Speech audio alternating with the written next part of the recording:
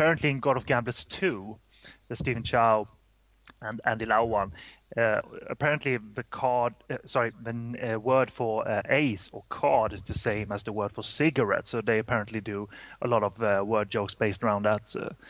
But still, those movies I still found very funny. So I didn't feel left out either as such. It was not a 100% local comedy. Yeah. I've always really wanted to get a hold of the rest of those God of Gambler films. Oh, they're brilliant. The 2 is funny as hell. 3 is a time travel comedy. Actually, they put him. They make him travel back to a plot of the Bund, the old Chow Yun-fat gangster soap or drama where Ray Loy plays Chow Yun-fat's character. It's really funny. Gong Li is in it as well, so it's Stephen Chow and Gong Li in like their first or second movie together. The second being Flirtong Scholar, and it's not called Flirting Scholar. It's called Flirtong Scholar. I'm always mind there being two God of Gambler 3s. In the sense there's like the early stages, which is that the Stephen Chow one? No, that's the Leon Lai, Jordan Chan one. Which was 1996, but that was based in around Do San, the Chow Yun-fat character was a prequel to his character. The Stephen Chow movies, he's the saint of gamblers, Do Sing. So it's a clear distinction. But they are very funny, and the God of Gamblers 2 is a sequel to the original God of Gamblers because Andy Lau's character is the same. But then when the real sequel to God of Gamblers with Chow Yun-fat came, Andy Lau did not appear in that one. I always thought those were the better ones. So the first God of Gamblers great, and then the Stephen Chow ones were superb. The God of Gamblers Return, okay, but not nothing on the original. Nothing like the original. Yeah, and I mean, I haven't seen this movie in a long time, but Steven's attempt to teach acting, I think essentially is wants to teach acting to anyone he's working for the local community. It seemed like he had like a community center that he was taking care of and all of that. But I remember this guy in the middle speaking in this very exaggerated triad torch, and even the subtitle wants to help us in understanding this. In brackets. Yeah, you can also see Stephen Chow corpsing. And there's Tin K Man on the right. Yep. Who's pretty much became a regular Stephen Chow player, didn't he? Yeah. I mind him having, it was either bright silver or bright green hair in God of Cookery. Yeah, I don't remember him in that one. But I've seen him in tons of movies though, including that one. He was one of the brothers in Shaolin Soccer. Not the goalie he was. So he became the goalie eventually. But was it not the Iron Vest or something? He ran with the ball in his gut. Yes. It's such a fucking good film.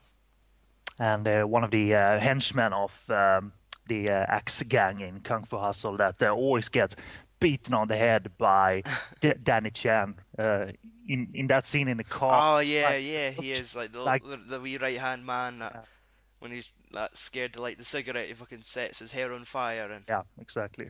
And he gets his head beaten a lot by Danny Chan, who just wants to watch the fight in the courtyard with the loot. So he's like, get out of the way!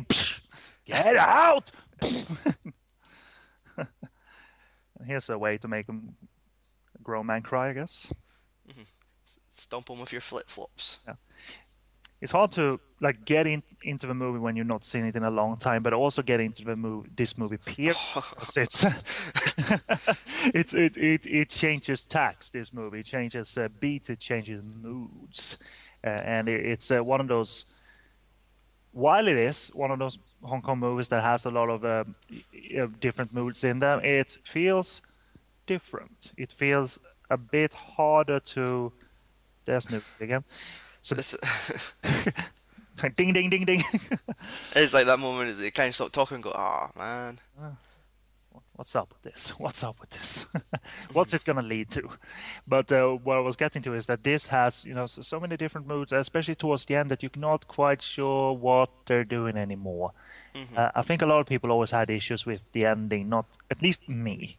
I didn't know if they were serious or not with their gunplay ending. Essentially, but it's I'm gonna try and see if I can figure out what it's truly about, because now it's been like, I don't know, 7 or 8 years since I watched this.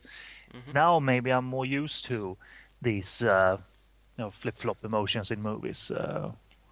Back then I didn't, and maybe I didn't embrace it as much back Mm. then. So it's gonna be interesting. When I saw that wax umbrella there, it just gave me flashbacks to Mr. Vampire Free.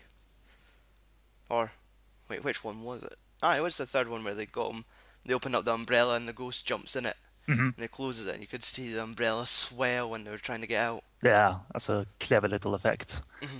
Here we go. Just for that brief moment, I thought, is like maybe there's gonna be ghost play, but there's not. There's Innocence hmm pre-photo sex scandal. yep. Well. Having said that, I think Cecilia has not, in my eyes, lost any respectability or anything. It's Hmm. that twat Edison Chen Yeah, yeah. who made sure that happened. And but I think this was like her first closer to main role, if not her first role. Period. I think Hmm. she might have had like a minor appearance somewhere. Was Tokyo Raiders later than this? Tokyo Raiders was probably about 2000. Right, so it was at least a year later, Ah. a year or two later. But man, talk about a breakthrough. Because this really was a breakthrough for Cecilia Chung, obviously. Hmm. Uh, and she was very sweet and on board with the type of comedy that was demanded of her.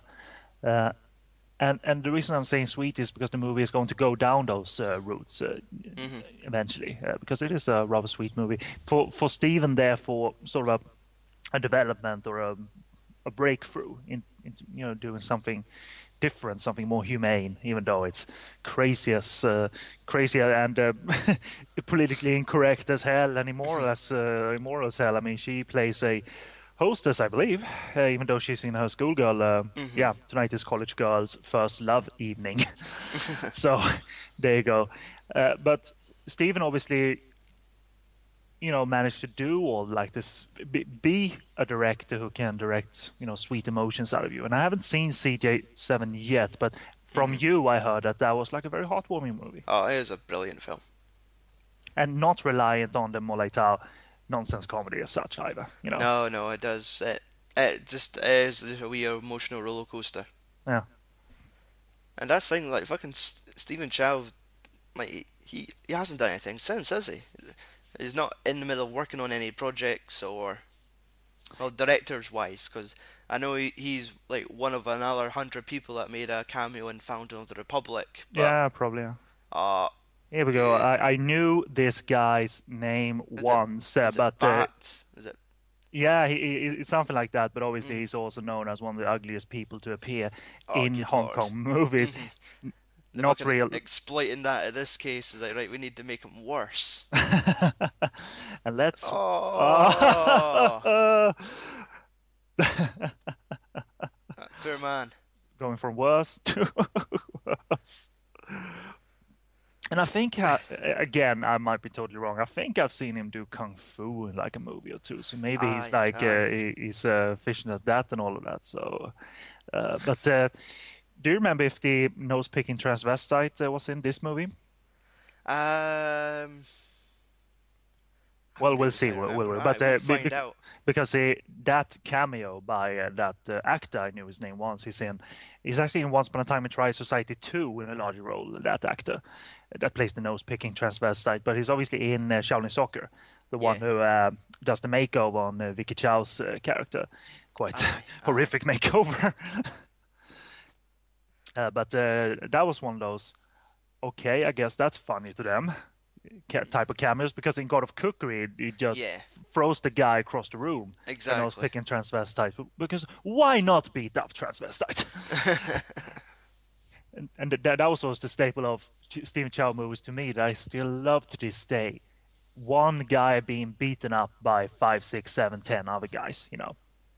Everyone gathering up in a ring to beat someone up violently and viciously. It's in Kung Fu Hustle, and it should be in Shaolin Soccer as well. Hmm. And apparently Steven loved that joke. and he's in Hail of a Judge as well.